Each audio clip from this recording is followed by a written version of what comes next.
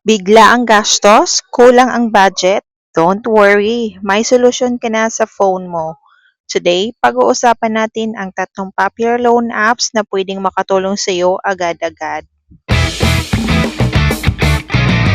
Hi guys! Welcome back to the channel. Kung bago ka dito, don't forget to hit that like button and subscribe for more helpful tips and legit online recommendations. First up, itong Snapera. Kung kailangan mo ng quick cash, isa ito sa mga daling gamitin na apps. Simple lang ang process. Download, register, submit your info, and boom! Pwede ka nang mag-apply. Ang Snapera ay fast approval, easy application, at beginner-friendly.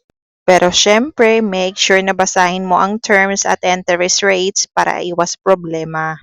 Next naman ay itong si Mr. Cash. Ito naman kilala sa mabilis na processing at flexible loan amounts. Bakit nga ba dito sa Mr. Cash? Syempre sa Mr. Cash, quick ang disbursement, flexible loan options, at convenient gamitin kahit nasa bahay ka lang.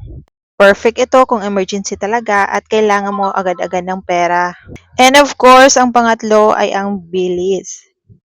Hindi lang ito for loans, pwede mo rin gamitin ito for shopping installment.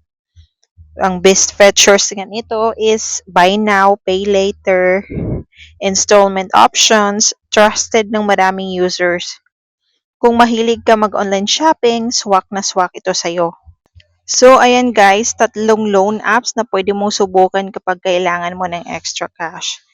Kung nakatulong ito, don't forget to like, share, and subscribe sa channel para mas marami pang tips. See you sa next kong video. Thank you for watching.